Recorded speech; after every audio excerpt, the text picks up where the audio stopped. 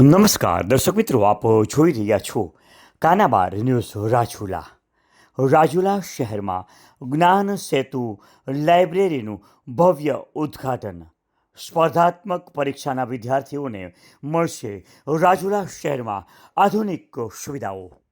સંતો, મહંતો, વેપારીઓ, આગેવાનો સહિત ઉચ્ચ અધિકારીઓની હાજરીમાં આ રાજુલા શહેરની જ્ઞાન સેતુ લાઇબ્રેરીને આજે ખુલ્લી મૂકવામાં આવી. ત્યારે આ પ્રસંગે સૌ કોઈએ આ કામગીરીને બિરદાવી હતી. આપ જોઈ રહ્યા હતા કાનાબાર ન્યૂઝ રાજુલા. સ્વસ્તિ સ્તુયા વિનાશાખ્યા ધર્મ કલ્યાણ વૃદ્ધિદા વિનાયકમ પ્રિયા નિત્યાતંત સ્વસ્તિ પ્રબંધુનઃ નારદ્યાય ઋષિગણાય જાનીયત બોધના ભવન્તુ યજમાનસ્ય આશીર્વાદ પરાયણઃ. સ્વસ્તિ. એક જ વસ્તુ કહીશ કે કોઈ પણ સમાજ હોય કે કોઈ પણ દેશની અંદર જે કંઈ આપણે સુધારા લઈ આવવા હોય ને એનું એક જ આપણી પાસે ઉપાય છે, તે શિક્ષણ.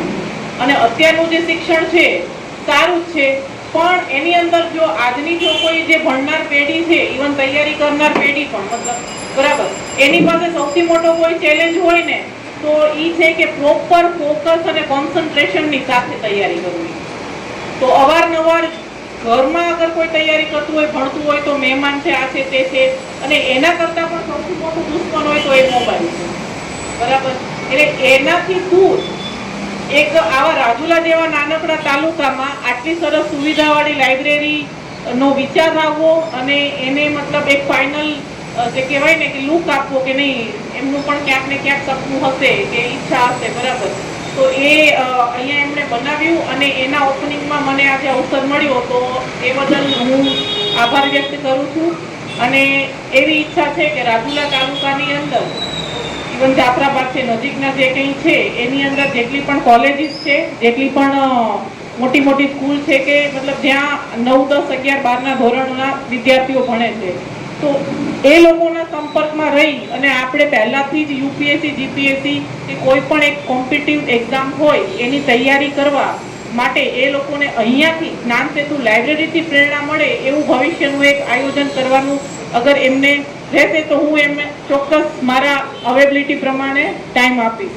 શું કહેવું કે આ લાઇબ્રેરી એવી સંસ્થા છે કે તમને એક સ્પેસ મળે, એક વાતાવરણ મળે. આપણે સામાન્ય રીતે ચોપડા વાંચતા હોઈએ.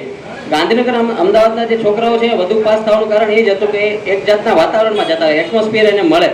આપણે સૌરાષ્ટ્રમાં એવું હતું કે છોકરાઓ એકલા પોતાની ઘરે તૈયારી કરતા હોય, તો જે લાઇબ્રેરી જેવી સંસ્થા છે એ તમને એક જાતનું વાતાવરણ પ્રોવાઈડ કરે, તમારે એક મિત્રોનું એક ગ્રુપ બને, જેથી કરીને તમે એ એન્વાયરમેન્ટમાં જાઓ અને સતત એના વિચારોમાં રહ્યો એટલે તમને પાસ થવાનો રેશિયો થોડોક વધે. ઉદ્ઘાટન પ્રસંગે રાજુલા વિભાગના ડીવાયએસપી નૈનાબેન ગોરડિયા દ્વારા વિદ્યાર્થીઓને માર્ગદર્શન આપવામાં આવ્યું હતું. ઉપરાંત વિવિધ મહાનુભાવો, અધિકારીઓ અને આગેવાનો ખાસ આ કાર્યક્રમમાં ઉપસ્થિત રહ્યા હતા. વિદ્યાર્થીઓ માટે સેમિનાર અને કારકિર્દી માર્ગદર્શનનું પણ આયોજન કરવામાં આવ્યું હતું. આપ જોઈ રહ્યા હતા કાનાબાર ન્યૂઝ રાજુલા. આપણા શહેરના આવા સમાચાર માટે કાનાબાર ન્યૂઝ ચેનલને સબસ્ક્રાઈબ કરો, જેથી કરીને આપણા શહેરના તમામ નાના મોટા સમાચારો આપને મળતા રહે.